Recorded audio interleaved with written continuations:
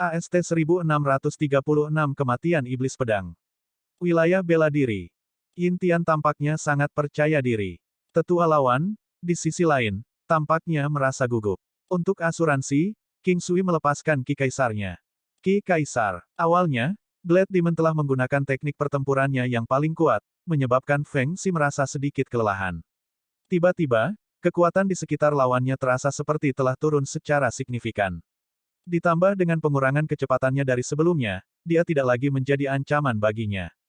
Perhatikan bahwa baik Feng Xi dan Blade Demon menghususkan diri dalam kecepatan tetapi sebagai perbandingan, Feng Xi sedikit lebih rendah darinya. Tapi sekarang, dia tidak perlu khawatir tentang celah itu. Dia bisa sepenuhnya menekannya. Perubahan keadaan memberinya dan orang-orang yang mengikutinya di sini banyak tekanan. Orang-orang yang dikirim keluar dari Blade Demon Immortal Sect kali ini sangat yakin bahwa mereka bisa membunuh Feng Xi dan Yin Tian.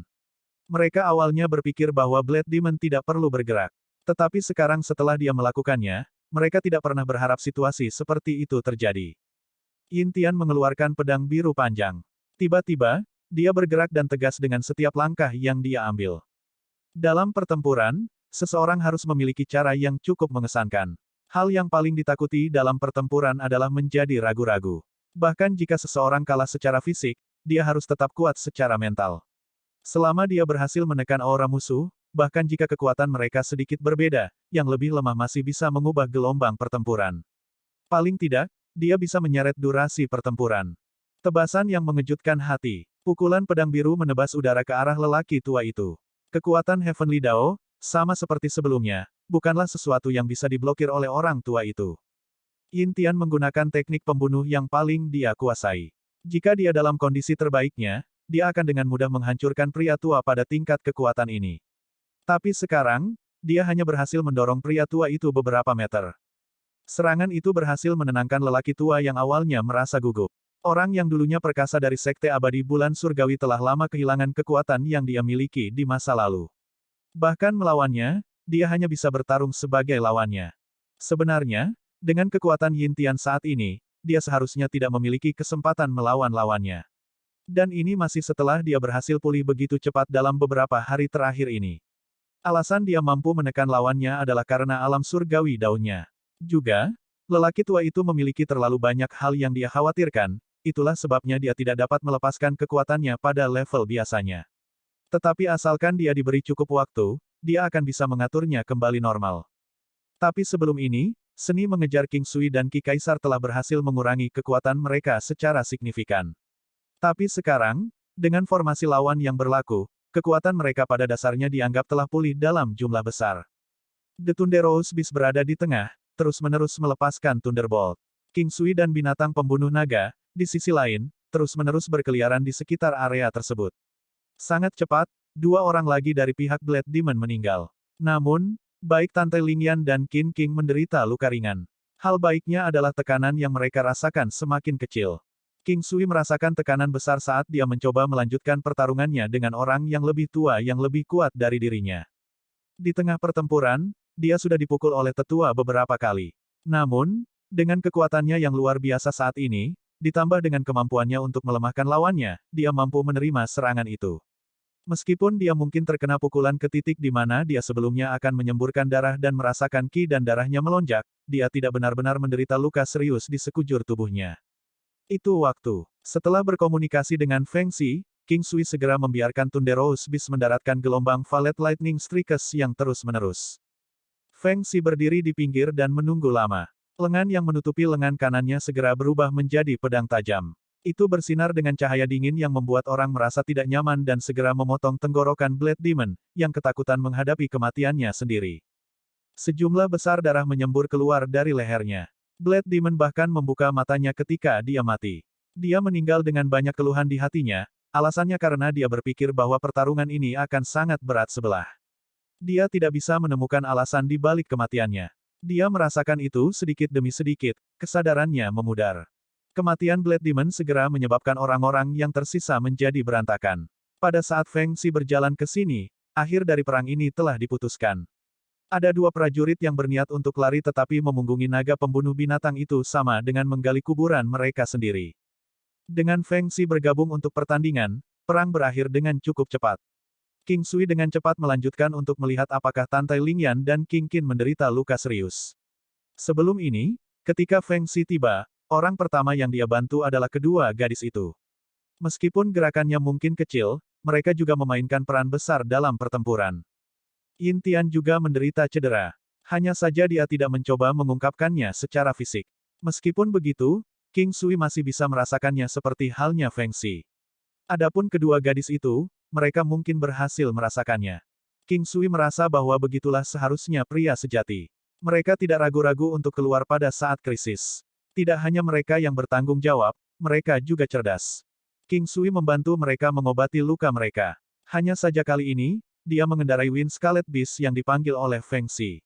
Binatang sisik angin adalah binatang iblis berwarna hijau besar. Panjangnya sekitar 300 meter. Itu tidak terlalu kuat, tetapi memiliki kecepatan yang luar biasa. Sebelum ini, jika mereka berhasil menyeret pertempuran untuk sementara waktu dan membiarkan Wind Scarlet Beast berlari, lawan tidak akan memiliki harapan untuk mengejar mereka.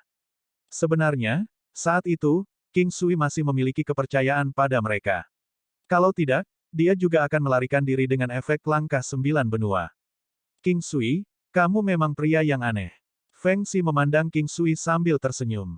Dia tidak menuduhnya. Sebaliknya, dia memujinya karena luar biasa. King Sui menggelengkan kepalanya, berkat fakta bahwa Bibi Feng sangat kuat.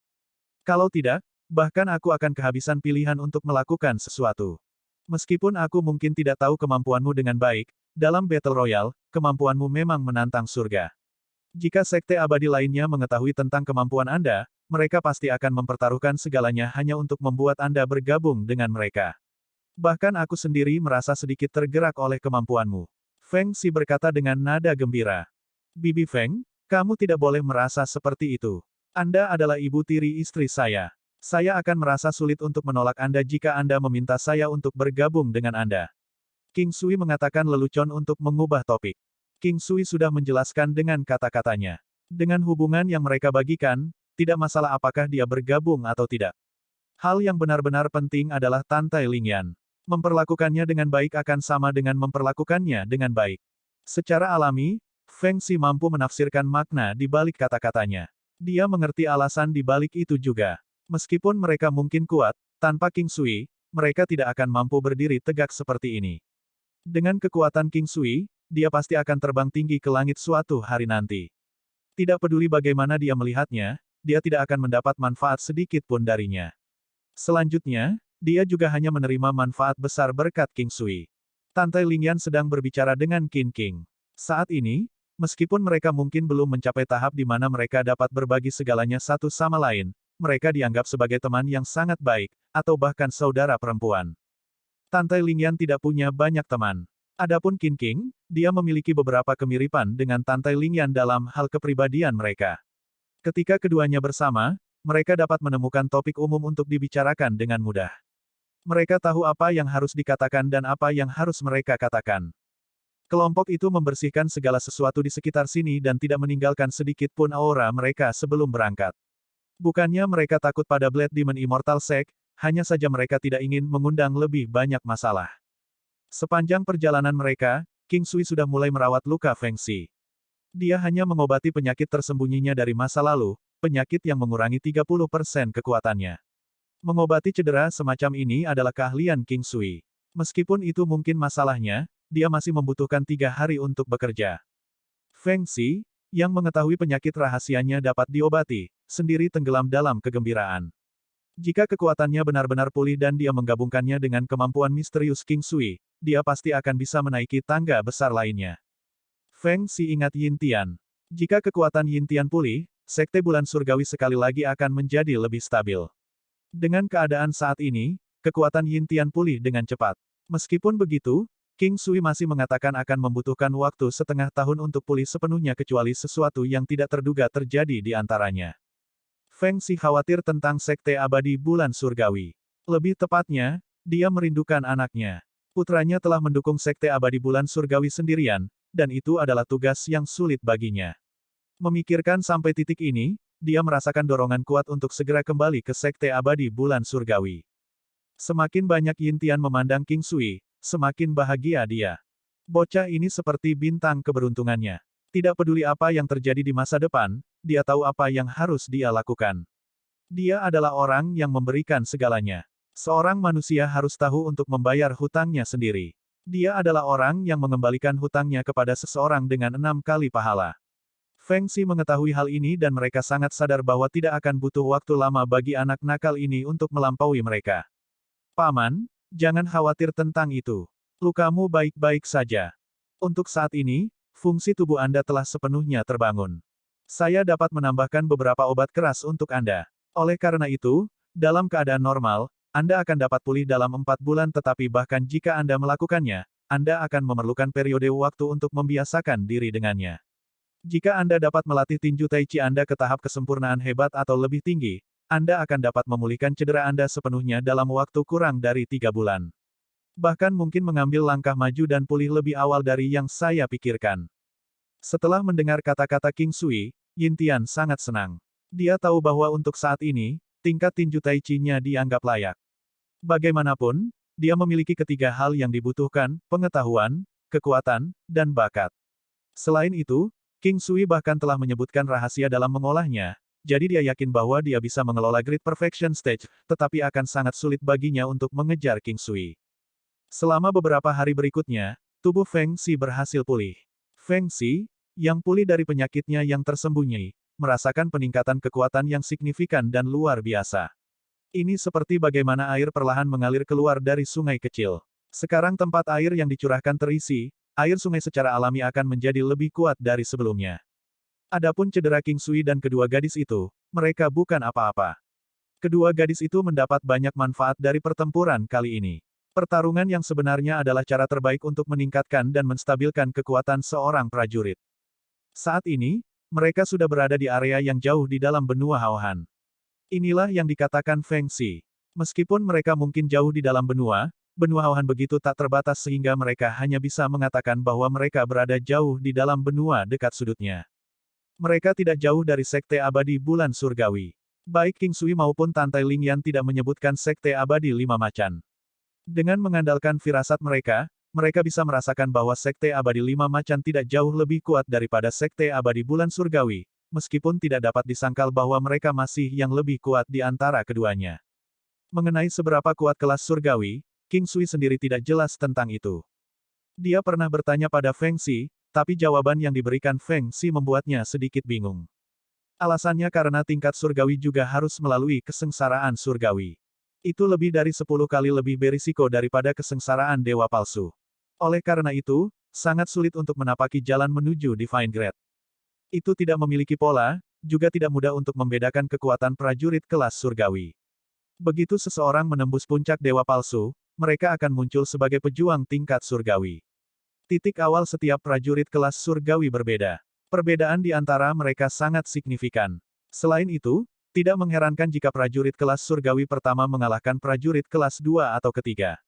Alasannya adalah karena titik awal mereka yang berbeda. Setelah setengah bulan, mereka tiba di wilayah seni bela diri. Ini sudah menjadi area yang dikendalikan oleh Divine Moon dan Blade Demon Immortal Sect. Area yang luas dan luas di sekitar wilayah ini semuanya milik dua sekte abadi. Meskipun begitu, pertempuran masih sangat intens. Alasannya adalah bahwa sekte abadi bulan surgawi terletak di tempat yang dicari oleh banyak orang. Beginilah perkembangan sebuah sekte. Mereka yang memiliki otoritas lebih rendah harus melatih kesabaran pada dasarnya untuk apapun. Karena sekte abadi bulan surgawi kuat, sekte abadi pedang iblis mendapati diri mereka ditekan dalam banyak hal. Pada akhirnya, tempat yang dicari dengan baik jatuh ke tangan sekte abadi bulan surgawi.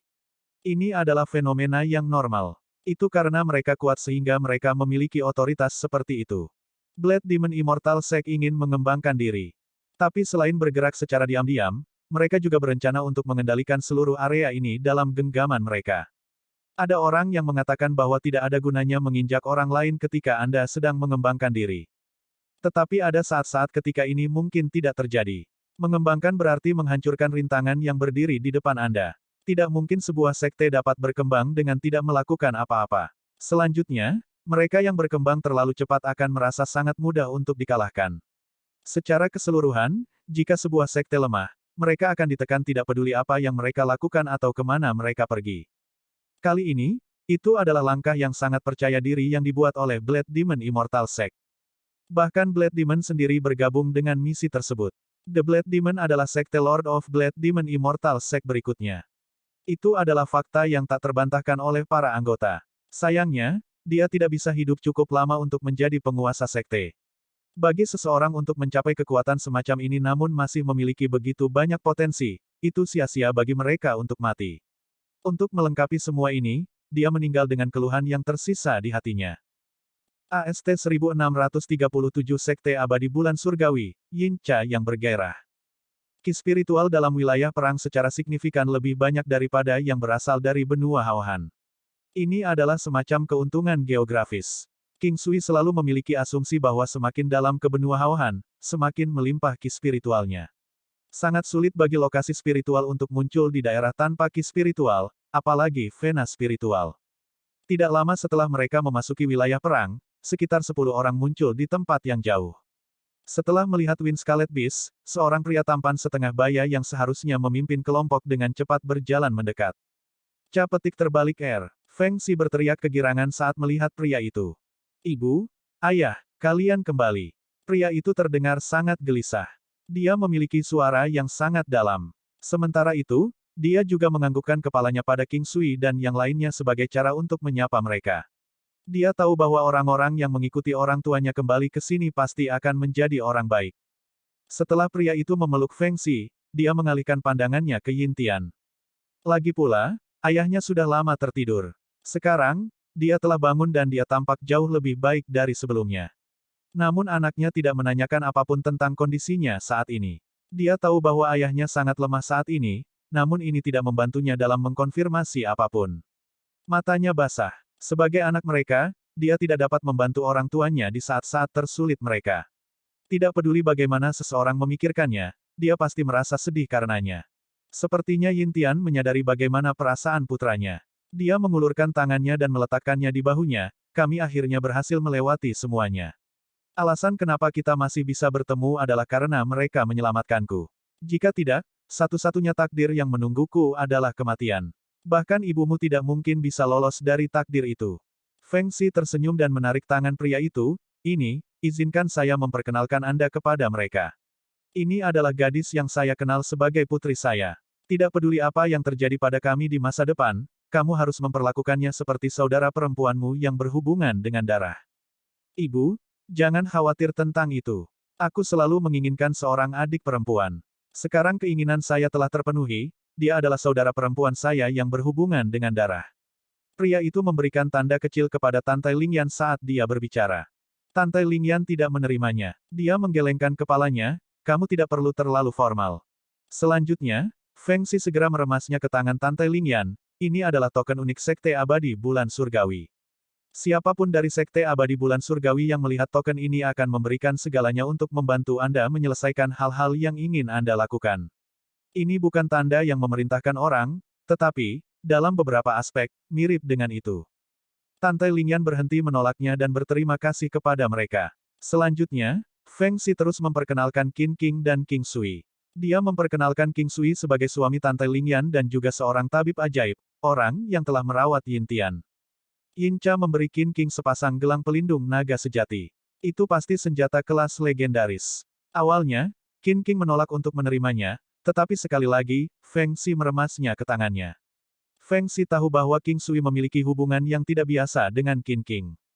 Yin Tian memandang King Sui dan tersenyum, saudaraku, saya tidak tahu bagaimana saya bisa mengungkapkan rasa terima kasih saya kepada Anda. Saya tidak bisa hanya berterima kasih secara lisan, saya juga tidak bisa berterima kasih dengan memberi Anda barang. Anda dapat mengambil hidup saya kapanpun Anda mau.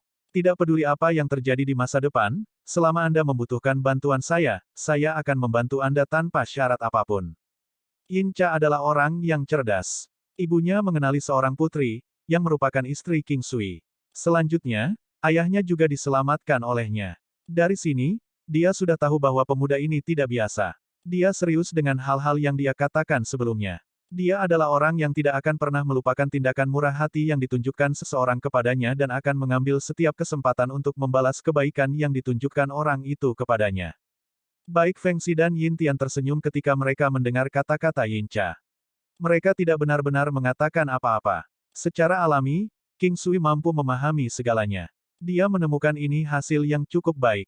Dengan teman seperti ini, atau lebih tepatnya, kerabat dekat baru, itu sudah dianggap sebagai hasil yang sangat bagus. Karena semua orang sekarang adalah keluarga, kita tidak perlu terlalu formal satu sama lain lagi. Kakak, karena kita sudah bersaudara, kita tidak perlu terlalu formal satu sama lain. King Sui tersenyum dan berkata, istri saya di masa depan adalah satu-satunya pengecualian yang tidak dapat saya bagikan. Adapun hal-hal lain, saya sangat senang untuk berbagi dengan Anda. Pria itu berkata sambil tersenyum. King Sui juga tertawa. Tidak semua orang bisa mengatakan hal seperti ini. Seseorang harus berani bercanda tentang hal seperti ini. Bagaimanapun, dia adalah sekte Lord dari Sekte Immortal. King Sui juga merasa bahwa dia memiliki keterampilan observasi yang baik. Dia tidak benar-benar mengharapkan apapun darinya. Kelompok itu berjalan menuju Sekte Bulan Surgawi. Seperti biasa, mereka mengendarai Wind Scarlet Beast milik Feng Xi. Kelompok yang bersama Yincha menempel pada binatang yang mereka ambil ketika mereka datang, mengikuti binatang sisik angin dari belakang. Setelah tiba di Sekte Abadi Bulan Surgawi, King Sui kagum. Itu terletak di puncak gunung yang sangat besar.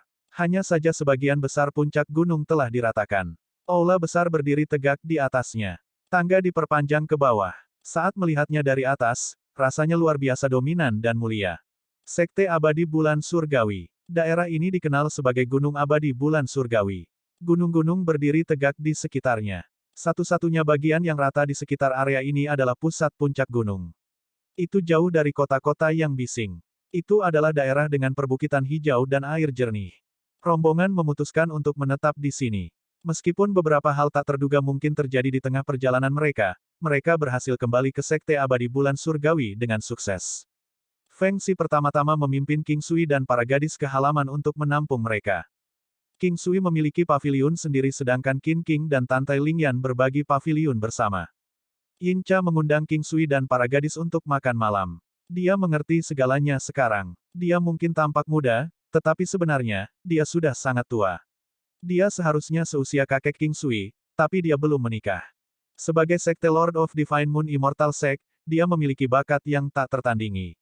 Dia adalah harapan sektenya. Dia sangat kuat. Tetapi dalam beberapa tahun terakhir, banyak orang telah berusaha untuk membunuhnya. Untungnya, dia memiliki kekuatan yang layak. Ditambahkan bahwa dia diawasi oleh para senior dari Divine Moon Immortal Sect, dia tidak dalam bahaya. King Sui, bergabunglah dengan kami untuk perjamuan kami hari ini. Kami adalah keluarga sekarang. Saya tidak bisa mengungkapkan rasa terima kasih saya kepada Anda secara lisan. Oleh karena itu, saya tidak akan bertindak secara formal di sekitar Anda, saya harap Anda akan melakukan hal yang sama kepada saya. Yincha memimpin King Sui dan para gadis ke perjamuan. Feng Xi, Yin Tian dan dua orang tua lainnya juga datang. Kedua lelaki tua ini adalah tamu dari Sekte Abadi Bulan Surgawi. Mereka memegang status yang sangat penting di Sekte Abadi Bulan Surgawi. Karena merekalah Yincha berhasil keluar dari bahaya sampai sekarang. King Sui tidak memiliki banyak minat terhadap hal-hal semacam ini. Alasan dia ada di sini adalah untuk membantu mengobati cedera Yin Tian. Begitu dia pulih, dia akan segera pergi. Dia merasa bahwa tempat ini tidak aman, karena tidak ada yang bisa dia kendalikan. Sebenarnya, King Sui terlalu banyak berpikir. Misalnya, situasi yang dia hadapi dalam pertempuran kali ini. Berapa banyak dari orang-orang ini yang mungkin ada? Alasan mengapa dia bertemu dengan mereka adalah karena Feng Xi. Kalau tidak, akan sulit baginya untuk berinteraksi dengan orang-orang di level ini, bahkan jika kekuatannya saat ini juga dianggap cukup baik. King Sui tidak dapat merasakan kekuatan orang-orang ini, dia juga tidak berminat untuk melakukannya saat ini. Bagaimanapun, dia masih cukup jauh untuk mencapai level ini. Untuk saat ini, hal terpenting yang harus dia lakukan adalah meningkatkan kekuatan orang-orang yang dekat dengannya, meningkatkan jumlah False God Warriors. Perjamuan berlangsung sampai malam hari.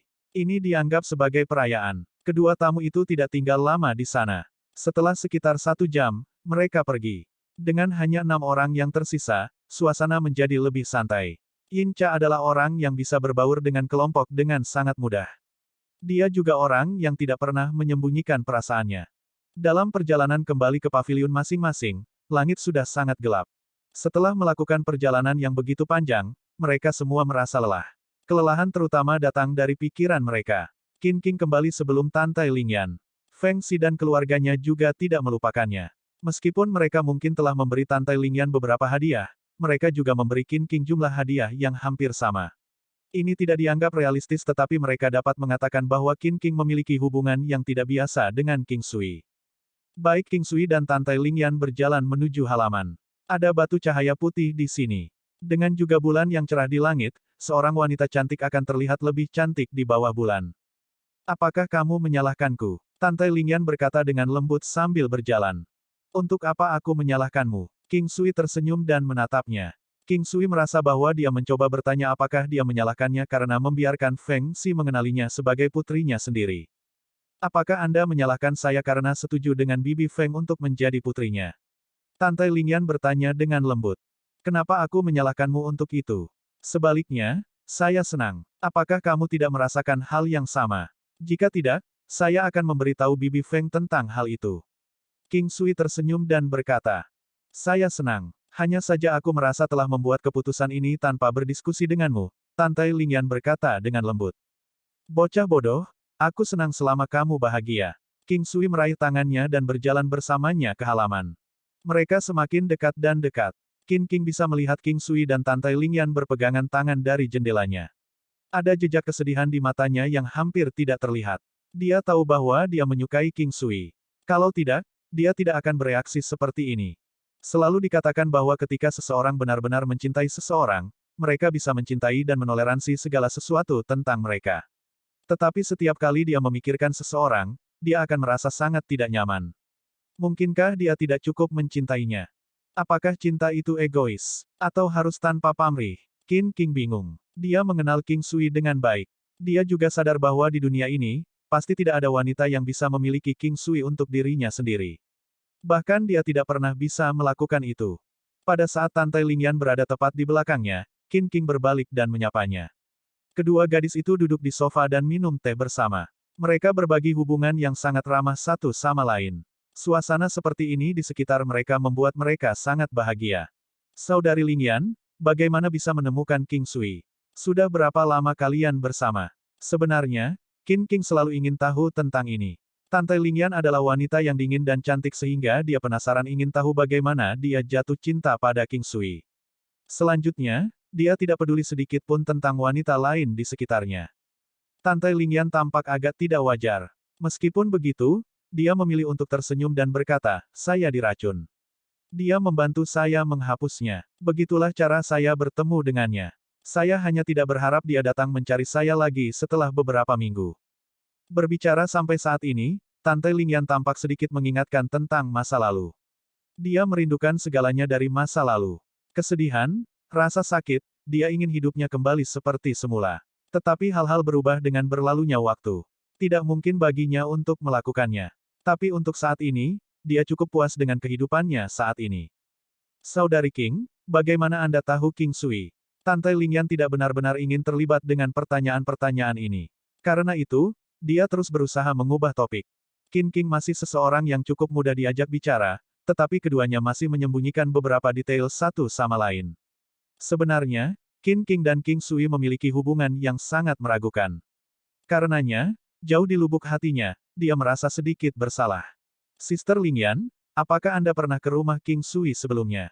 Qin King tersenyum dan berkata, tidak, tapi ku dengar ada banyak orang di rumahnya. Dia juga sudah memiliki beberapa anak. Mereka semua sudah dewasa sekarang. Tante Lingyan berkata dengan nada tenang. Sister Lingyan, katakan padaku, apakah lebih baik kita mengikuti pria yang cakap dengan banyak wanita di sekitarnya, atau yang tidak mampu tetapi hanya setia padamu? Wajar bagi kita para wanita untuk ingin memiliki cinta yang unik bagi kita sendiri.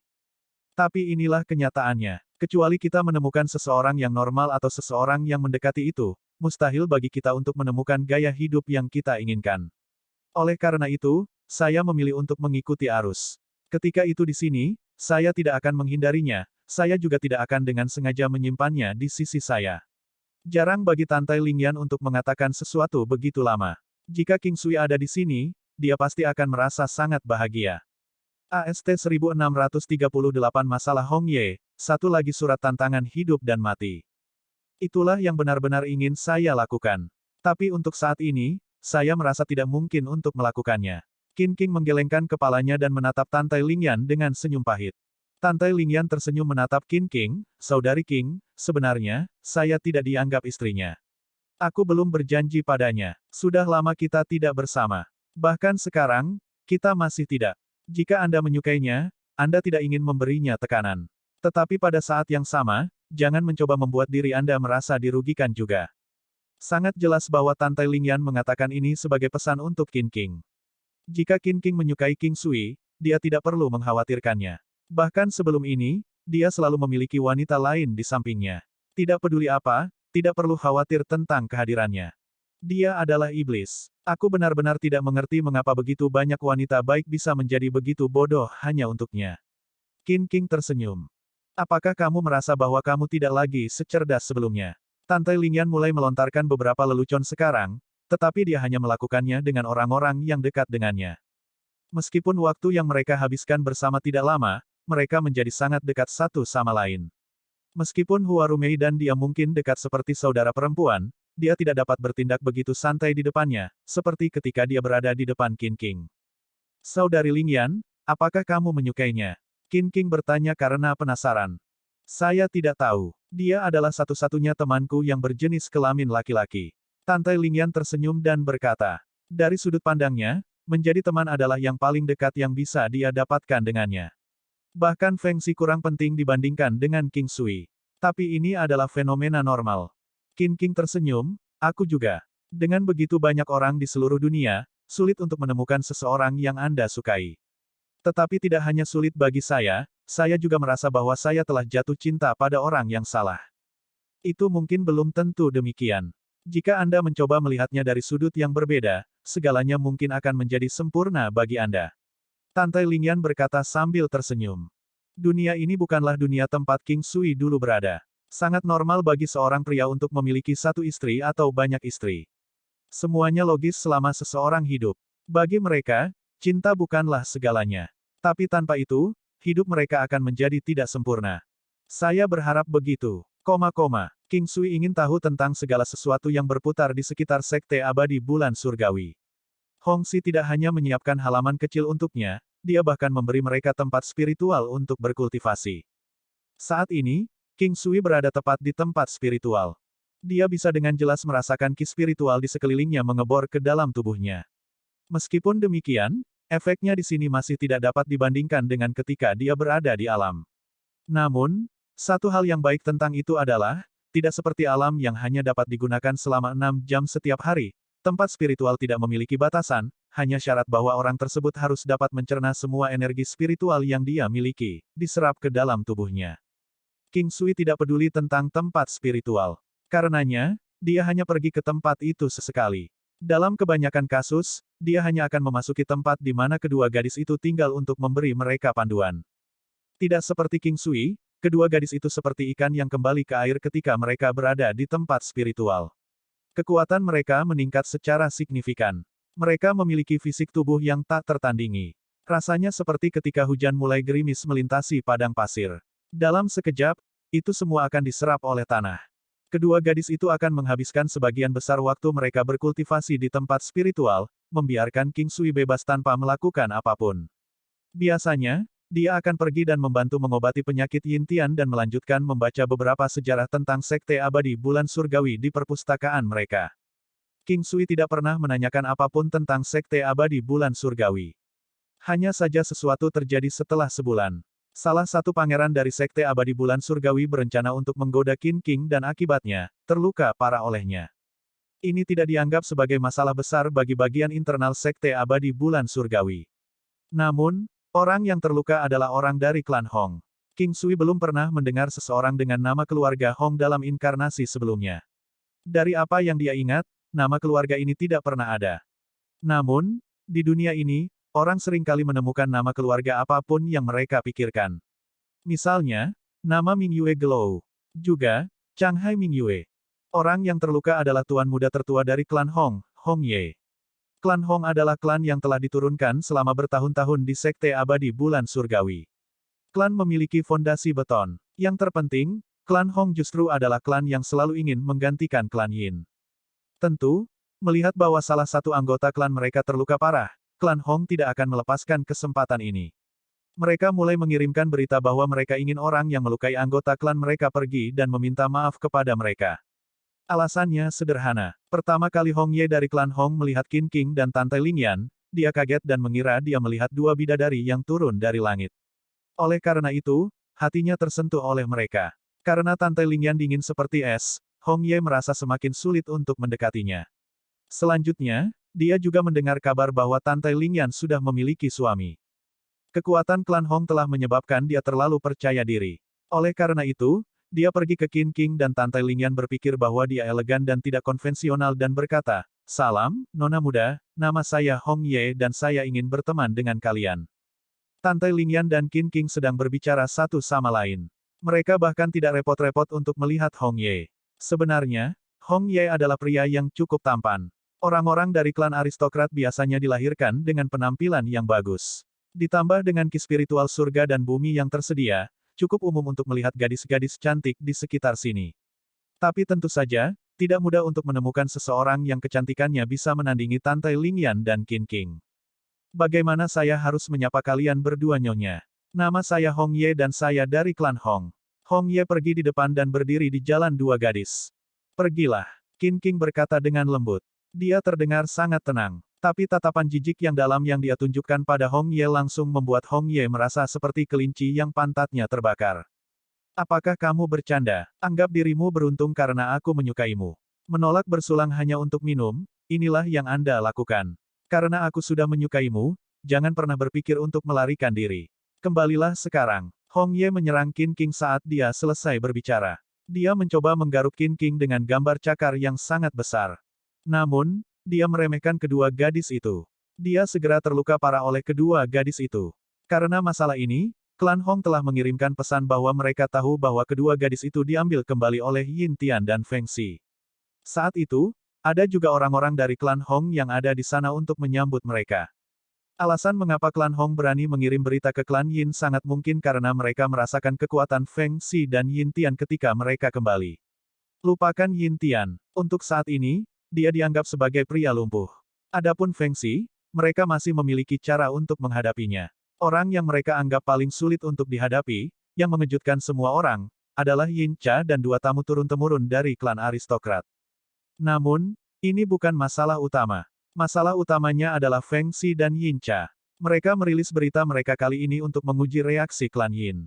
Jika klan Yin benar-benar menyerahkan kedua gadis itu, mereka tidak punya pilihan selain menyerah pada rencana mereka, tetapi mereka yakin bahwa klan Yin pasti tidak akan melakukan apa yang mereka inginkan. King Sui tidak terlalu menanggapi masalah ini. Dia akan baik-baik saja selama kedua gadis itu baik-baik saja. Jika itu dia dari masa lalu, dia pasti akan menuju Hong Clan. Tapi sekarang, dia tidak mau repot-repot berdebat dengan junior dari Hong Clan, alasannya karena dia bisa merasakan arus bawah yang berfluktuasi di dalamnya. Oleh karena itu, masalah ini hanyalah alasan. Bahkan jika tidak ada masalah seperti itu, mereka masih akan menggunakan masalah lain untuk mencoba dan menyebabkan masalah yang sama. Segera, Feng Xi sudah muncul di halaman tempat King Sui dan kedua gadis itu berada. Dia tidak terlihat kesal. Faktanya, dia tersenyum saat melihat King Sui. Bagaimana kamu menemukan tempat ini? Apa kau sudah terbiasa tinggal di sini? King Sui mengangguk, tempat ini adalah tempat yang bagus dengan lingkungan yang sangat bagus. Mengenai masalah dengan klan Hong, aku tidak akan membiarkan Lingyan dan King Petik terbalik air menderita. Feng Xi berkata dengan lembut. Aku tahu. Saya memiliki keyakinan pada Bibi Feng. Beritahu saya jika Anda membutuhkan bantuan. Anda tidak harus bertindak secara formal di depan saya. King Sui tahu bahwa jika mereka berkelahi, dia pasti akan berguna bagi mereka. Dengan Yin Tian pada kondisinya saat ini, segalanya akan tampak sangat buruk bagi klan Yin. Namun, King Sui sadar bahwa klan Yin masih memiliki status yang cukup tinggi di Sekte Abadi Bulan Surgawi. Jika tidak, klan Hong tidak akan tinggal diam selama bertahun-tahun. Mungkin karena Yin Tian, yang pernah berada di luar. Jika Yin Tian pulih, itu akan sia-sia bahkan jika mereka mendapatkan Sekte Abadi Bulan Surgawi. Sekarang setelah Yin Tian kembali, mereka harus memastikan bahwa mereka melenyapkan klan Yin sepenuhnya. Seperti kata pepatah, Anda harus menghilangkan akarnya saat Anda memotong rumput liar. Klan Hong bermaksud untuk memusnahkan seluruh klan Yin, bahkan generasi berikutnya. Oleh karena itu, klan Hong merasa bahwa mereka akhirnya bisa bergerak. Selama klan Yin pergi, tidak peduli seberapa setia dua penjaga tamu itu, mereka tidak akan setia sampai batas yang bodoh. Setiap orang memiliki kelemahannya masing-masing. Klan Hong menyadari kelemahan klan aristokrat tempat kedua tamu itu berada. Tanggapan yang diberikan Feng Xi kepada Hong Clan adalah bahwa orang-orang dari Hong Clan telah menyinggung Qin King dan Tantai Lingyan. Ia juga berharap pihak yang bertanggung jawab akan meminta maaf kepada mereka. Namun, klan Hong melawan dengan mengatakan bahwa orang-orang dari klan mereka sendiri tidak salah. Apa salahnya mengenal orang baru? Apakah perlu sampai menimbulkan luka berat seperti itu pada mereka? Dia sudah terluka parah, namun Feng Xi masih berharap dia pergi dan meminta maaf kepada dua orang yang dalam kondisi sehat. Orang-orang dari klan Hong lebih lanjut menambahkan dengan mengatakan bahwa mereka semua adalah anggota Sekte Abadi Bulan Surgawi, dan tidak perlu meletakkan tangan mematikan seperti itu pada salah satu anggota mereka. Meskipun murid klan Hong mungkin salah, dia hanya mengatakannya setelah Qin King dan Tantai Lingyan menuduhnya. Sebenarnya, banyak orang merasa bahwa orang-orang dari Hong Clan tidak masuk akal mengirimkan pertandingan hidup atau mati. Sebaliknya, lebih banyak dari mereka yang merasa bahwa klan Hong berada di posisi yang tepat untuk melakukannya. Ini karena Qin King dan Tantai Lingyan bukan anggota Sekte Abadi Bulan Surgawi, tetapi berani bertindak begitu arogan. Persis seperti ini, setelah menemui jalan buntu selama setengah hari, klan Hong segera mengirimkan surat tantangan hidup dan mati. Selain itu adalah salah satu jenis pertandingan hidup atau mati yang paling bermartabat. Karena hal-hal tidak dapat diselesaikan secara lisan, mereka memutuskan untuk pergi dengan cara yang paling sederhana dan paling efektif, memiliki tantangan hidup dan mati. Tantangan hidup dan mati bukan hanya tentang pertempuran terakhir antara Hong Ye dan kedua gadis itu. Orang yang menyatakan pertandingan hidup atau mati adalah klan Hong. Dengan kata lain, orang-orang dari klan Hong akan menjadi orang yang bertarung di dalamnya. Mereka menantang gadis-gadis itu. Karena gadis-gadis itu adalah orang yang menggertak orang-orang dari klan Hong, mereka harus bertanggung jawab untuk itu. Ada dua hasil untuk pertandingan hidup atau mati, seperti namanya. Apakah yang kalah selamat atau tidak, terserah pemenangnya. Pemenang memiliki hak untuk memilih apakah akan membiarkan yang kalah hidup atau tidak. Lebih jauh lagi, itu adalah pilihan orang tersebut untuk menerimanya atau tidak. Tetapi jika mereka memilih untuk menolaknya, orang yang mengirimkan surat tantangan masih bisa memilih untuk melawan mereka dengan paksa. Ini adalah bagian yang kejam tentang dunia ini. Tapi satu hal yang perlu diperhatikan adalah bahwa surat tantangan hidup dan mati hanya bisa dikirim jika dua klan menyimpan dendam satu sama lain. Atau, mereka juga bisa menunggu sampai mereka memastikan bahwa dendam yang mereka miliki satu sama lain tidak dapat diselesaikan. Baru setelah itu mereka akan mengirimkan surat tantangan hidup dan mati. Jika tidak, surat itu sendiri akan menjadi alasan untuk melakukan kebiadaban. Surat tantangan hidup dan mati harus mengandung moralitas sampai batas tertentu. Jika tidak, orang yang mengirimkannya akan menerima hukuman dari orang-orang di dunia seni bela diri. Di dunia ini, apa yang disebut hukum tidak ada. Namun, setiap daerah akan memiliki klan atau sekte tertentu yang bertugas mengawasi mereka. Dengan itu, mereka dapat memastikan bahwa segala sesuatu di dalam area yang menjadi tanggung jawab mereka berfungsi dengan baik. Jika sebuah klan ingin melakukan sesuatu di luar kendali, mereka perlu memastikan bahwa mereka lebih kuat dari klan atau sekte tertentu yang mengawasi area tersebut. Bahkan dengan itu, terkadang, itu bisa sia-sia karena akan ada kekuatan lain di atas klan tertentu yang mengawasi mereka. Itu pada dasarnya adalah sistem dari berbagai lapisan pengawas. Meskipun surat tantangan hidup dan mati dikirim ke kedua gadis itu, sekarang surat itu ada di tangan Feng Xi. Sebenarnya, tidak peduli siapa yang menerimanya, itu sama saja. Klan Hong ingin memperjuangkan keadilan bagi Hong Ye. Demikian pula, klan Yin menginginkan hal yang sama untuk Tantai Lingyan. Satu-satunya hal yang mereka pikirkan adalah bagaimana mereka harus melawan pertandingan hidup atau mati ini. Ini adalah suatu keharusan bagi mereka untuk menerima tantangan. Baik Yin Tian dan Yin Cha bersama Feng Xi.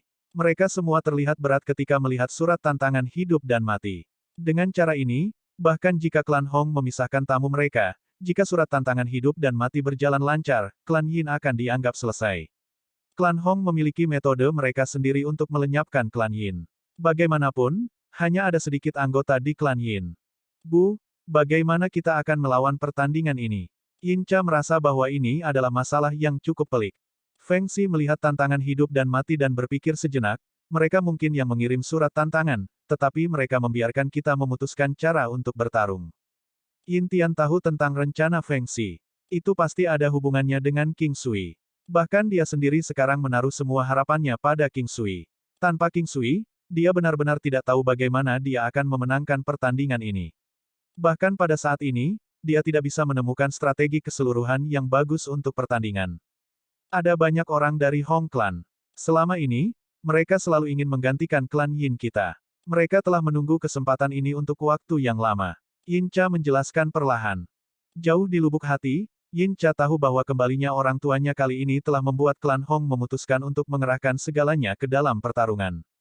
AST 1639 orang tua misterius Wang, King Sui mengambil bagian dalam pertempuran.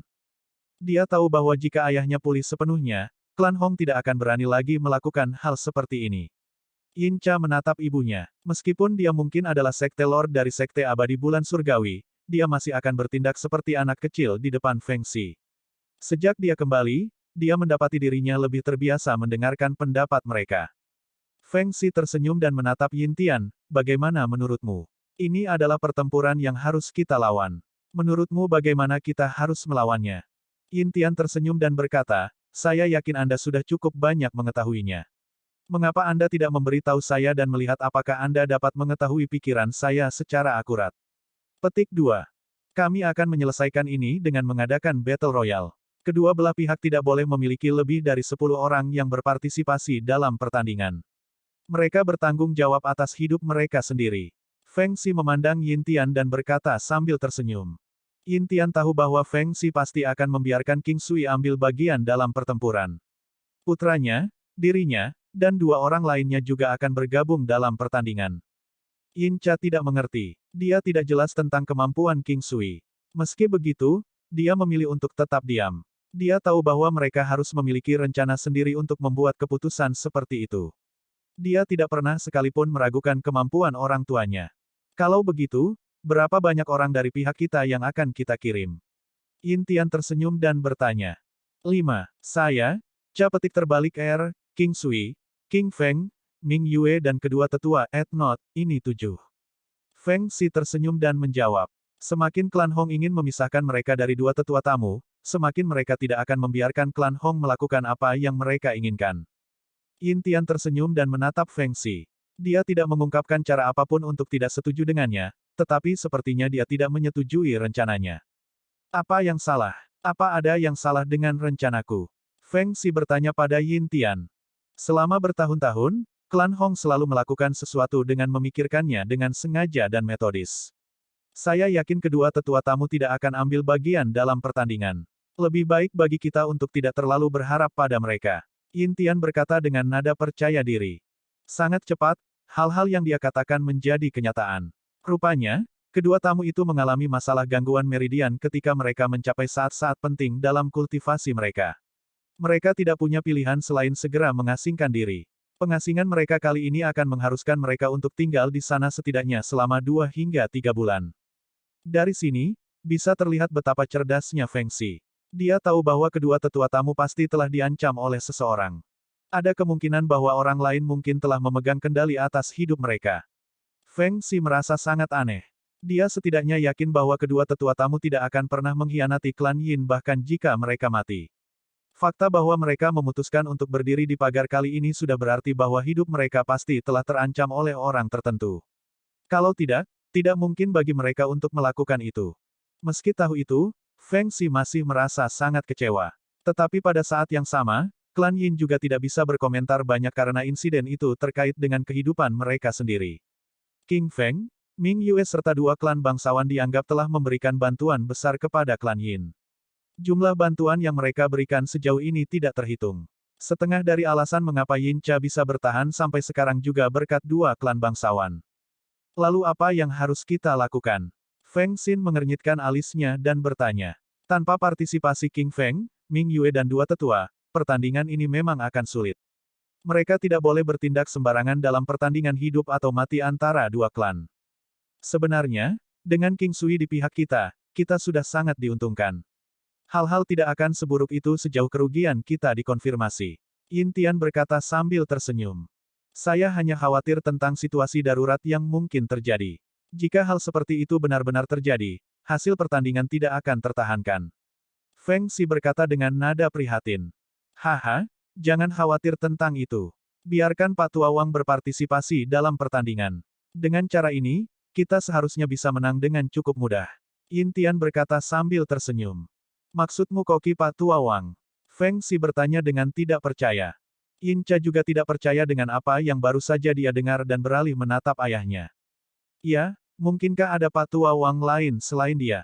Yin Tian berkata dengan nada tenang.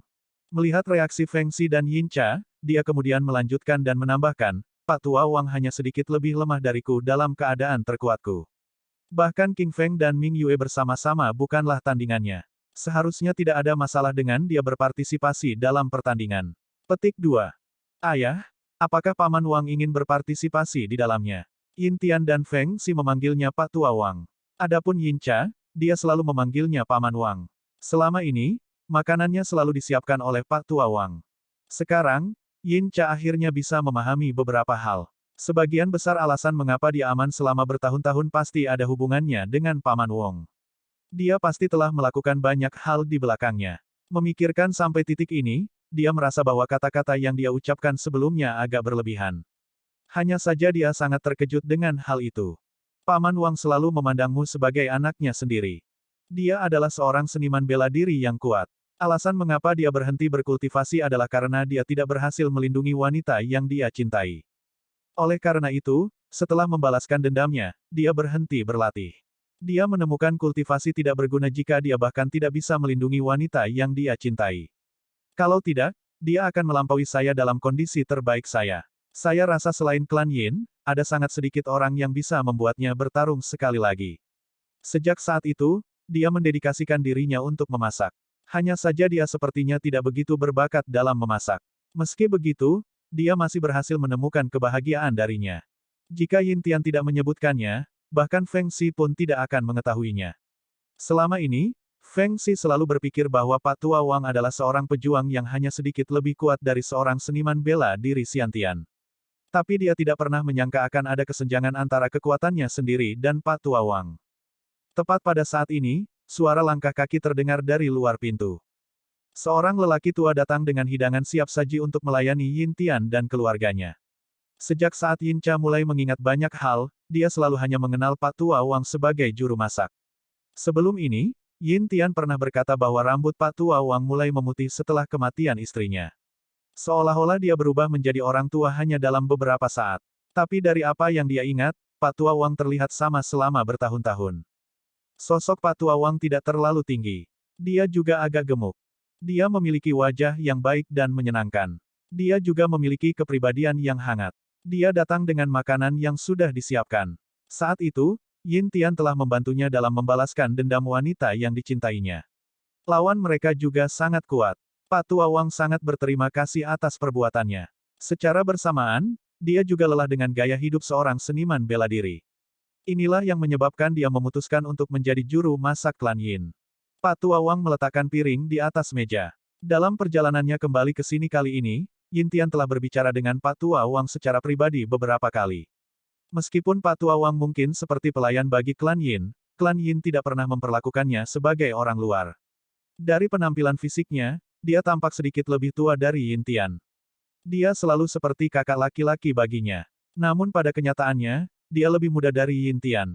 Pak Tua Wang, mengapa kamu tidak duduk dan makan bersama kami? Yin Tian tersenyum dan berkata. Di masa lalu, Pak Tua Wang juga biasa makan bersama dengan mereka bertiga. Tapi ini adalah pertama kalinya dalam lebih dari 10 tahun dia sekali lagi makan malam bersama mereka. Ketika Pak Tua Wang mendengar undangan mereka, dia juga dengan senang hati menerimanya. Dia duduk di suatu tempat dekat Yin Cha. Paman Wang. Yin Cha menyapa Pak Tua Wang. Pak Tua Wang tersenyum, ayah dan ibumu sudah kembali. Apakah kamu merasa lebih lega sekarang? Ya, begitulah seharusnya. Tapi sekarang, klan Hong sudah berpikir untuk meletakkan tangan mereka di atas kita sebelum ayah pulih dari luka-lukanya. Yin Cha berkata dengan nada kesal.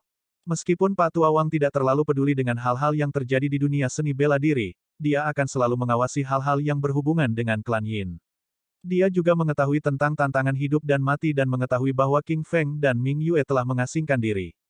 Saudara Tian, apa yang Anda rencanakan untuk tantangan hidup dan mati ini? Tidak peduli apa yang Anda rencanakan, saya bersikeras untuk berpartisipasi dalam pertandingan. Jika Anda telah sepenuhnya pulih dari cedera Anda, saya tidak ingin berpartisipasi di dalamnya. Sampah-sampah itu tidak cocok denganmu. Ini benar-benar seperti kata pepatah, seorang pria yang kehilangan posisi dan pengaruhnya dapat mengalami banyak penghinaan. Saya berencana untuk mengakhiri hal-hal dengan klan Hong. Tidak boleh lebih dari 10 peserta dari kedua klan. Yin Tian tersenyum dan berkata, Saudara Tian, Anda terlalu murah hati. Pak Tua Wang berkata perlahan. Meskipun dia sendiri tidak yakin mengapa dia mengatakan bahwa dia masih menganggap Yin Tian terlalu murah hati. Dia tahu bahwa klan Yin pasti tidak akan mengirim 10 orang ke dalam pertandingan. Bukannya mereka tidak mau, hanya saja mereka tidak bisa menemukan kandidat yang cocok untuk mewakili klan mereka. Ini adalah perang saudara di dalam sekte abadi bulan surgawi. Awalnya, King Feng dan Ming Yue seharusnya mewakili mereka untuk pertandingan, tapi sekarang, terlepas dari alasannya, opsi ini tidak lagi valid. Rencana awal Yin Tian adalah membiarkan King Feng, Ming Yue dan Pak Tua Wang ambil bagian dalam pertandingan. Dengan koordinasi King Sui, tim pada dasarnya akan sempurna. Aku baru saja akan mencarimu. Justru karena alasan ini, saya tidak dapat menemukan orang lain selain Anda untuk meminta bantuan. Saya perhatikan bahwa Anda adalah satu-satunya teman yang saya miliki saat ini. Yin Tian tersenyum dan berkata, dengan kekuatannya hilang, dia telah kehilangan beberapa teman. Ketika seorang penguasa kehilangan kekuasaannya, orang-orang yang bergantung pada kekuasaannya akan pergi dan mengabaikannya. Ketika seseorang mampu, hal yang paling tidak mereka miliki adalah teman, tetapi begitu dia menjadi tidak berdaya, atau ketika dia berada dalam bahaya, inilah saatnya persahabatan diuji. Ini akan mengungkapkan apakah yang disebut teman akan mempertaruhkan diri mereka sendiri dan bersama-sama membantunya melewati bahaya atau apakah mereka hanya akan ada untuknya pada saat-saat gembira. Kami adalah saudara. Menginap di sini seperti tinggal bersama keluarga sendiri. Tidak peduli berapa banyak hal yang berubah di masa depan, ini adalah satu-satunya hal yang akan tetap sama. Pak Tua Wang tertawa. Ayo pergi, saya akan memperkenalkan Anda kepada tabib ajaib yang menyembuhkan saya. Dia juga memiliki bakat yang tak tertandingi dalam memasak. Yin Tian tersenyum dan berkata, Baiklah, aku baru saja akan berterima kasih padanya. Anda telah melalui banyak situasi sulit selama bertahun-tahun. Sister dan Little Cha juga telah melalui banyak masa sulit. Karena dia adalah orang yang kamu berutang juga, itu berarti dia juga dermawanku. Pak Tua Wang berdiri dan hendak pergi. Kenapa kalian berdua tidak duduk dan menikmati makananmu dulu sebelum pergi ke sana? Feng Xi berkata dengan cepat. Yin Tian melihat sekeliling dan tersenyum, kalau begitu, mengapa kita tidak mengundang King Sui dan yang lainnya? Yin Cha dengan cepat berdiri, Ayah, mengapa kamu tidak menghabiskan waktu mengobrol dengan Pak Tua Wang sementara aku pergi dan mengundang mereka? Feng Xi mengangguk, baiklah, kami akan tinggal di sini dan menunggumu kembali. Kedua gadis itu tidak muncul. Satu-satunya orang yang kembali adalah King Sui dan Yin Cha. Ini pertama kalinya King Sui bertemu dengan Pak Tua Wang. Meskipun begitu, dia sudah berhasil merasakan betapa kuatnya Pak Tua Wang. Meskipun dia mungkin tidak jelas tentang kekuatan tepatnya, firasatnya mengatakan kepadanya bahwa dia bahkan lebih kuat daripada Feng Xi. Ini menyebabkan King Sui merasa sangat kesal. Pak Tua Wang mendekati King Sui dengan gembira begitu dia melihatnya. Saya Pak Tua Wang dan saya tidak bisa mengungkapkan betapa bersyukurnya saya kepada Anda karena telah menyelamatkan saudara laki-laki saya. Jika ada sesuatu, terlepas dari apakah saya akan membantu atau tidak, saya akan mencoba yang terbaik untuk membantu Anda. King Sui memandang seniornya dan tersenyum, Senior, kamu bertindak terlalu formal. Saya dibawa bersama dengan paman dan yang lainnya oleh takdir. Istri saya adalah putri tiri Bibi Feng. Kalau begitu, bukankah ini bagus?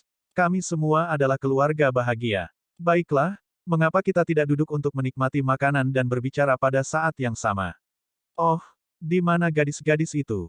Pak Tua Wang berkata dengan nada antusias. Mereka sudah makan malam. Oleh karena itu, mereka memutuskan untuk tinggal di kamar mereka saja. King Sui tidak mengatakan terlalu banyak hal. Dia tahu bahwa mereka akan memikirkan topik lain untuk dibicarakan nanti. Mereka pertama kali makan malam bersama, lalu mereka membicarakan beberapa hal menarik sebelum akhirnya beralih ke pembicaraan tentang live and match kali ini. King Sui, Bibi Feng hanya akan mengatakan yang sebenarnya. Kami membutuhkanmu untuk pertandingan hidup dan mati kali ini. Feng Xi berkata sambil menatap King Sui. Sama-sama, Bibi Feng. Lingyan dan Qin King adalah orang-orang yang menyebabkan masalah ini. Bahkan jika Bibi Feng tidak ingin saya berpartisipasi dalam pertandingan, saya akan tetap bersikeras untuk melakukannya. King Sui dengan cepat menambahkan. Feng Xi menggelengkan kepalanya, itu hanya kebetulan. Bahkan jika masalah ini tidak ada, klan Hong akan mencoba mencari alasan untuk menemukan masalah dengan kami. Tujuan mereka yang sebenarnya adalah untuk menggantikan klan Yin. King Sui tahu bahwa Feng Xi mengatakan yang sebenarnya. Setelah beberapa saat berpikir, Feng Yi, bagaimana Anda berencana untuk melawan pertempuran ini? Saya berencana untuk menyelesaikan pertandingan dalam satu putaran. Cara terbaik untuk melakukannya adalah melalui Battle Royale. Kedua belah pihak tidak boleh mengirim lebih dari 10 orang sekaligus. Apa pendapat Anda tentang strategi kami? Feng Xi melanjutkan untuk menanyakan pendapat King Sui segera setelah dia selesai menjelaskannya. Bibi Feng, kamu terlalu murah hati. King Sui tersenyum dan berkata. Ini persis sama dengan apa yang dikatakan Pak Tua Wang. Namun, jauh di lubuk hati, King Sui tahu dengan jelas bahwa Feng Xi tidak berusaha untuk bermurah hati. Dia ingin menimbulkan luka serius pada klan Hong. Ada 10 dari mereka sama sekali. Jika masing-masing dari mereka adalah pejuang yang kuat, itu akan lebih dari cukup untuk membuat klan Hong menderita cedera serius. Jika hanya ada 1 atau 2 dari mereka, itu tidak akan cukup untuk menimbulkan masalah bagi klan Hong. Tentu saja, ada alasan mengapa King Sui memujinya karena murah hati karena mereka bisa memiliki arena pertarungan hidup dan mati. Setiap kali, tidak boleh ada lebih dari 5 prajurit yang berpartisipasi dalam pertandingan. Dengan cara ini, peluang mereka memenangkan pertandingan akan lebih tinggi. Mereka mungkin saja bisa benar-benar melenyapkan klan Hong. AST 1640 Tantangan Hidup dan Mati. Sama seperti ini, para kandidat untuk tantangan hidup dan mati diputuskan. Yin Tian bersikeras mengambil bagian dalam pertandingan hanya untuk ditolak oleh Feng Xi dan Yin Cha. Bahkan King Sui tidak menyetujui dia mengambil bagian dalam pertandingan. Saat ini, banyak orang yang mengetahui kondisi tubuh Yin Tian. Klan Hong kemungkinan besar adalah pelakunya yang bertanggung jawab untuk itu. Alasan dibalik tindakan klan Hong adalah untuk memberitahu orang-orang dari Sekte Abadi Bulan Surgawi bahwa Yin Tian adalah orang yang tidak berguna. Jika Yin Tian mengambil bagian dalam pertandingan, dia pasti akan menjadi salah satu target utama mereka untuk dieliminasi. Yin Tian memiliki status yang unik. Jika sesuatu terjadi padanya, Sekte Abadi Bulan Surgawi akan berada dalam bahaya. Jika Yin Tian memilih untuk tidak ambil bagian di dalamnya, mayoritas orang akan tetap percaya pada sekte tersebut. Karena hanya ada 4 orang yang ambil bagian dalam pertarungan, itu akan memberi kesan pada penonton bahwa klan Yin tidak bisa diganggu untuk bertarung. Jika klan Yin berhasil memenangkannya, itu akan membuat hal-hal yang dikatakan klan Hong sebelumnya menjadi tidak valid. King Sui tidak tahu nama sebenarnya dari Pak Tua Wang. Dia hanya mengenalnya dari cara dia menyapanya. Pak Tua Wang adalah orang yang sangat santai. Setelah makan malam, Pak Tua Wang mulai bertanya kepada King Sui tentang keterampilan memasaknya. King Sui sangat tidak mementingkan diri sendiri dalam hal ini. Dia memberi Pak Tua Wang beberapa bahannya dan membiarkannya membawanya pulang untuk mencobanya. King Sui masih memiliki banyak bahan yang disimpan di alam. Itu adalah hal-hal yang akan dikonsumsi dengan sangat lambat. Oleh karena itu, tidak perlu baginya untuk menjadi pelit dengan mereka. Alam telah terjebak di kelas 8 untuk waktu yang sangat lama. King Sui tidak tahu kapan itu akan menembus ke kelas 9. Teknik mimikri 9 hewan, bentuk naga terakhir. King Sui pada dasarnya telah menguasai semua yang ditawarkan formulir Phoenix. Teknik penguatan kunonya juga berada di lapisan surgawi ke-8-nya. Sama seperti biasanya, tidak ada tanda yang menunjukkan bahwa itu akan menerobos dalam waktu dekat. Telapak Buddha emas 9 gelombang besarnya juga berada di kelas 8. Jika itu untuk menerobos lagi, kehebatannya pasti akan berlipat ganda. King Sui memiliki banyak teknik pembunuh. Dia menempatkan penekanan utamanya pada budidaya tubuhnya. Selanjutnya, kecakapan defensifnya adalah asetnya yang paling kuat. Sebagai perbandingan, kecakapan ofensifnya sedikit kurang. Sekarang dia memiliki staf berlian, dia berhasil menerima dorongan dalam kekuatan ofensif dari 5 pasukan elemental. Oleh karena itu, untuk saat ini, dia hanya bisa mengoordinasikan serangannya dengan Feng Xi. Tantangan hidup dan mati adalah masalah yang sangat besar. Meskipun masalah ini mungkin tidak memperingatkan orang-orang di luar Sekte Abadi Bulan Surgawi, itu sudah diketahui di seluruh sekte itu sendiri. Waktu pertandingan ditetapkan setelah 3 hari, di pagi hari. Lokasi pertandingan akan berada di langit atas Sekte Abadi Bulan Surgawi. King Sui kembali ke halaman dan segera pergi ke kedua gadis itu. Bibi mengatakan bahwa pemenang pertandingan akan ditentukan hanya dengan 1 putaran. Kedua belah pihak tidak boleh mengirim lebih dari 10 orang. King Sui duduk di seberang kedua gadis itu saat dia menjelaskan kepada mereka tentang pertandingan itu. Tante Lingyan dan Qin King sedang duduk bersama. Bersama-sama, mereka membentuk semacam keindahan harmonis yang tidak dapat digambarkan oleh kata-kata. King Sui diingatkan mengapa begitu banyak orang menikmati trisam dari inkarnasi sebelumnya. Jika suatu hari, dia bisa melihat mereka berdua disiksa olehnya pada saat yang bersamaan, adegan itu. Saat King Sui memikirkan hal ini, dia mulai merasa sedikit gelisah. Tapi untuk saat ini, yang bisa dia lakukan dengan kedua gadis ini hanyalah melihat mereka. Dia masih tidak bisa menyentuh mereka. Secara alami, baik Tante Lingyan dan Qin King memperhatikan mata berapi-api King Sui. Hanya saja mereka tidak tahu apa yang dia pikirkan jauh di lubuk hati. Karena kedua gadis itu bersama, mereka tidak terlalu banyak berkomentar tentang hal itu. Meskipun begitu, mereka berdua tidak bisa menahan diri untuk tidak memelototinya. Kalau tidak, itu akan membawanya selamanya untuk kembali ke akal sehatnya. Meskipun kadang-kadang, mereka mungkin menyalahkannya karena begitu kasar, jauh di lubuk hati, mereka masih merasa sangat bahagia. Ya, begitulah wanita. Mereka menikmatinya ketika orang yang mereka sukai memanjakan kecantikan mereka. Tapi terkadang, mereka juga menyalahkannya karena bersikap kasar. Sebenarnya, mereka tidak bisa menyalahkannya untuk apapun. Tetapi dalam kasus ketika mereka bertiga bersama, masuk akal jika mereka merasa marah padanya. Berapa banyak perwakilan yang kita miliki di pihak kita? Tante Lingyan bertanya. 4. King Sui menjawab dengan cepat. Sepertinya aku dan Sister King tidak perlu bertarung. Kata Tante Lingyan. Saya di sana hanya sebagai karakter sampingan. Kandidat sejati yang bertanggung jawab untuk bertarung dalam pertandingan adalah Bibi Feng dan Yin Cha.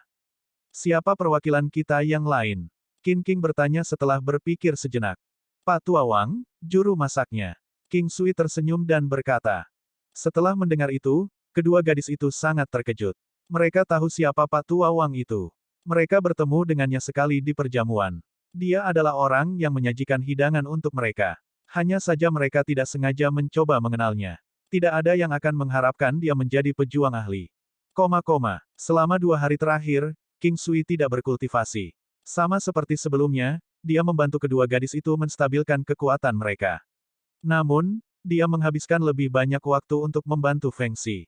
King Sui memiliki kekuatan yang sangat unik. Bantuannya bisa membantunya mengabaikan kekuatan lawan. Tidak peduli apakah lawannya kuat atau lemah, dia akan tetap membantu. Selain Feng Xi, dia juga membantu Yin Cha dan Pak Tua Wang. Ketika mereka punya waktu, dia juga akan memberitahu mereka untuk berlatih formasi 4 simbol bersama. Pak Tua Wang berdiri di posisi macan putih sedangkan King Sui berdiri di posisi naga hijau. Yin Cha akan berdiri di posisi kura-kura hitam. Adapun Feng Xi, dia dibiarkan dengan posisi Vermilion Bird untuk berdiri. Kemampuan King Sui adalah mengendalikan gelombang pertempuran. Tidak hanya dia mencari lebih banyak kecepatan, dia juga ingin memperkuat formasi. Dia memilih untuk tidak bergerak dalam pertempuran.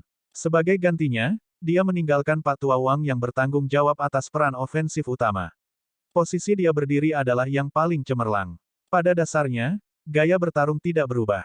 Satu-satunya hal yang perlu mereka lakukan adalah berkoordinasi satu sama lain serta terus bergerak di antara posisi. King Sui memberi tahu mereka tentang pentingnya formasi dan juga koordinasi. Binatang iblis King Sui juga akan berguna. Seperti yang disebutkan sebelumnya, Pak Tua Wang adalah orang yang terutama bertanggung jawab untuk mengalahkan lawan. Dia memiliki binatang perisai. Hanya saja sudah lama sejak terakhir kali dia mengirimnya ke medan perang. King Sui tercengang saat melihatnya dipanggil di hadapannya. Binatang itu adalah binatang meteorit. Itu tidak kalah sedikit pun dengan binatang neraka-neraka King Sui. Lebih penting lagi, meteorit Abyss memiliki kekuatan yang jauh lebih kuat daripada Hell Nightmare Abyss. Oleh karena itu, binatang mimpi buruk neraka saat ini, hanya kalah dengan binatang meteorit. Mereka semua ahli dan memiliki beberapa binatang jinak yang kuat dengan mereka. Oleh karena itu, King Sui tidak perlu khawatir tentang mereka. Karena dia sendiri memiliki binatang iblis yang kuat, dia akan mengharapkan mereka memiliki binatang buas yang kuat juga. King Sui tidak berencana untuk memanggil binatang buasnya. Adapun seberapa baik mereka bisa berkoordinasi dengan binatang iblis mereka sendiri, ini seharusnya tidak menjadi masalah bagi mereka. Alasan mengapa King Sui memilih formasi 4 simbol bukan hanya karena ada 4 dari mereka. Formasi ini tidak membutuhkan banyak waktu untuk dipelajari. Seseorang melakukan pekerjaannya dengan hanya berdiri pada posisi tertentu. Oleh karena itu, ini dianggap sebagai salah satu formasi termudah untuk dipelajari. Alasan lain adalah bahwa formasi itu juga yang dapat memunculkan potensi paling besar dari mereka berempat. Pak Tua Wang dan Yin Cha kagum dengan hal ini. Kekuatan mereka meningkat secara signifikan. Posisi di mana King Sui berdiri memungkinkan dia untuk meningkatkan kecepatannya sebesar 30%. Posisi Pak Tua Wang membantu meningkatkan 30% dari keseluruhan kerusakan yang bisa dia timbulkan pada lawan. Adapun Yin Cha, posisinya meningkatkan kekuatan pertahanannya secara keseluruhan sebesar 30%. Last but not least, posisi Feng Xi meningkatkan energi rohnya sebesar 30%. Terus terang, mereka semua iri dengan formasi ini. King Sui, di sisi lain, tersenyum dan berkata, jika kalian tertarik untuk mempelajarinya, saya akan memberikan teknik ini kepada kalian nanti. Tapi kuatkan dirimu. Itu tidak bisa dipelajari dengan mudah. Petik 2. Kekuatan sebenarnya dari formasi itu bahkan lebih tinggi dari yang seharusnya. Ini karena King Sui telah menggunakan batu mata formasi bersama dengan formasi ini. Setelah itu, King Sui juga lebih meningkatkannya dengan Battle Intent Phoenix-nya serta Battle God Halo. Hanya dalam waktu singkat, dia mengejutkan semua orang di sekitarnya kecuali Feng Xi. Feng Xi juga sangat terkejut. Meskipun dia mungkin telah belajar tentang kemampuan misterius King Sui sebelumnya, dia tidak pernah berharap mereka menjadi sekuat ini. Butuh waktu lama bagi Pak Tua Wang dan Yin Cha untuk akhirnya sadar kembali. Mereka memandang King Sui dengan mata yang tampak seperti sedang melihat monster.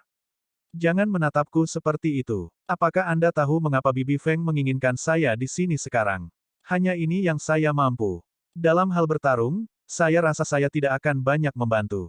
King Sui tersenyum dan berkata, ini sangat menyihir. Kekuatan saya telah berlipat ganda dalam waktu yang singkat.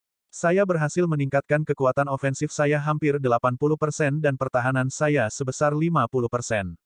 Konsep macam apa ini? Adapun Yin Cha, kecakapan defensifnya meningkat hampir 80% dan kecakapan ofensifnya meningkat sekitar 50%. Saat ini, saya merasa bahwa saya dapat melenyapkan seluruh klan Hong sendirian. Pak Tua Wang berkata dengan semangat kepahlawanannya mencapai awan. Tapi dia kemudian menghela nafas setelah selesai berbicara. Tapi tanpa King Sui, kekuatanku akan kembali seperti dulu. Semua orang sangat setuju dengan kata-kata Pak Tua Wang. Konsep macam apa yang membuat mereka hampir menggandakan kekuatan mereka. Sayangnya, ini bukan kekuatan mereka sendiri. Tanpa disadari, 3 hari berlalu. King Sui bangun sangat pagi hari ini. Dia pergi untuk melatih tinjunya. Tidak lama kemudian, dia sudah bisa melihat Pak Tua Wang terlibat dalam seni bela diri di kejauhan. Yang mengejutkan King Sui adalah di tangan Pak Tua Wang, dia memegang pisau dapur biasa. Itu adalah pisau dapur yang benar-benar normal. Dia sepertinya bisa mengayunkannya dengan mudah. Rasanya lebih seperti dia mencoba mencari inspirasi untuk menggunakannya. Yang King Sui tahu hanyalah bahwa Pak Tua Wang sedang berlatih seni bela diri dengan pisau dapur. Tapi setelah beberapa saat, dia menyadari bahwa gerakannya cocok dengan pisau dapur. King Sui tidak menyela dia. Selama beberapa hari ini, King Sui telah memberinya beberapa pil obat dan membantunya melakukan pemeliharaan konstitusi. Dia sebagian besar diuntungkan dari ini. Ada alun-alun besar di dalam Sekte Abadi Bulan Surgawi. Pada saat ini, alun-alun besar sudah penuh sesak dengan orang-orang. Sekte Abadi Bulan Surgawi adalah sekte yang sangat besar. Ada cukup banyak orang di dalamnya. Meskipun itu mungkin sebuah alun-alun besar di dalam sekte, itu tidak terletak di dalam markas itu sendiri. Markas besar sebagian besar terdiri dari klan yang memiliki hubungan paling dekat dengan sekte itu sendiri dan pejuang ahli.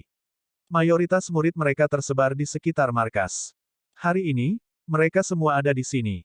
Selain hanya Sekte Abadi Bulan Surgawi, ada juga beberapa orang luar. Orang-orang dari klan Hong sudah ada di sana ketika King Sui dan kelompoknya tiba. Pada saat Yin Tian dan kelompoknya tiba, seluruh area menjadi sunyi. Namun, ada orang dari bawah arena yang meneriakkan nama Yin Tian. Tuan Sekte telah kembali. Yin Tian telah kembali.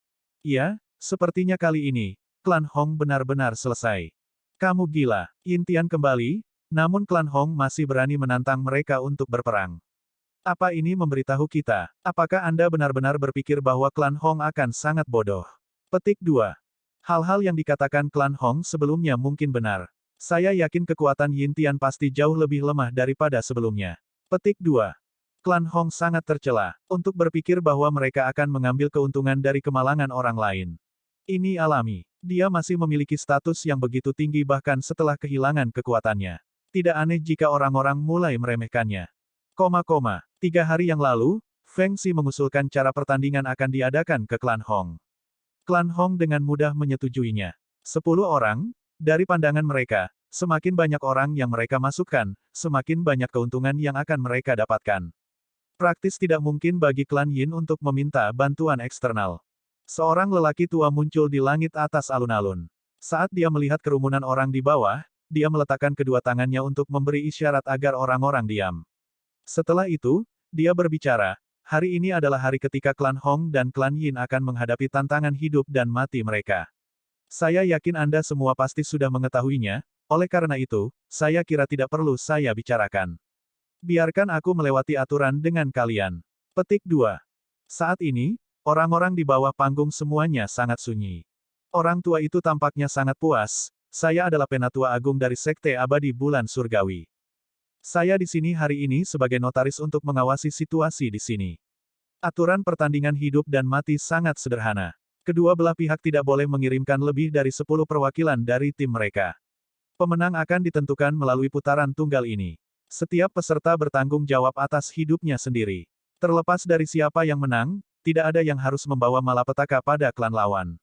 Saya harap kedua klan dapat mematuhi aturan ini. Petik 2. Ini adalah Battle Royale. Para peserta bertanggung jawab atas hidup mereka sendiri. Aku ingin tahu siapa yang akan muncul sebagai pemenang kali ini. 10 orang? Apakah menurut kalian Sekte Lord akan ambil bagian dalam pertandingan? Pastinya, klan mereka sudah memiliki sangat sedikit orang untuk memulai. Saya mendengar berita yang mengatakan bahwa klan Hong bahkan telah memaksa King Feng dan Ming Yue sejauh mereka memasuki pengasingan mereka. Apakah menurut Anda klan Yin akan memiliki lebih banyak orang yang mengambil bagian dalam pertandingan? Petik 2. Sepertinya klan Yin benar-benar dalam keadaan buruk. Klan Hong selalu menyembunyikan kekuatan mereka. Jika saya tidak salah, kali ini, Sekte Abadi Bulan Surgawi akan mengalami perubahan yang luar biasa. Saya sekarang menyambut perwakilan dari kedua belah pihak untuk naik ke atas panggung. Grand Elder berkata perlahan.